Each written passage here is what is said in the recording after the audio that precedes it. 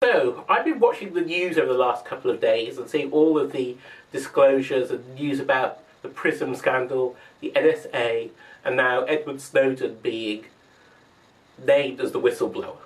My mind turns back to 1964 when Barry Goldwater spoke the words, "Extremism in the defence of liberty is no vice." I've never agreed with that phrase. It's crazy.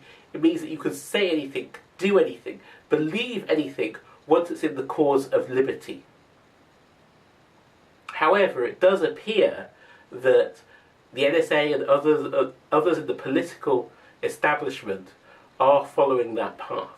I'm not surprised by the Prism disclosures, for the very simple reason people have been intercepting correspondence for hundreds of years.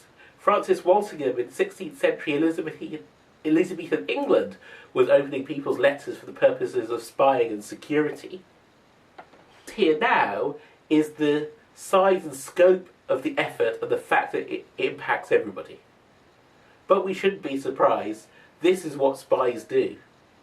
The bigger question for me is, in society, are we willing to stop fetishizing security, and are we willing to stop trading our security for our liberty?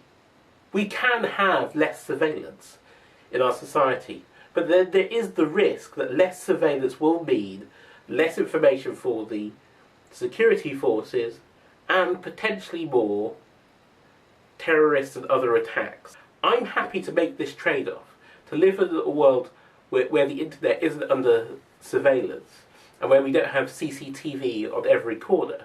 But I realise in doing that the next time that there is some type of terror attack, I cannot ask the question, where were the security forces?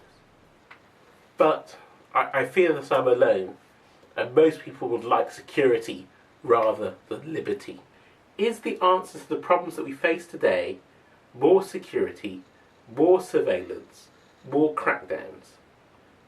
Or should we follow the words of Norwegian Prime Minister Jens Stoltenberg after Utøya and have more democracy, more openness, and greater engagement in the political process?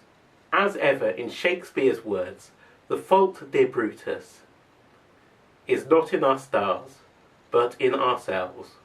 We are underlings.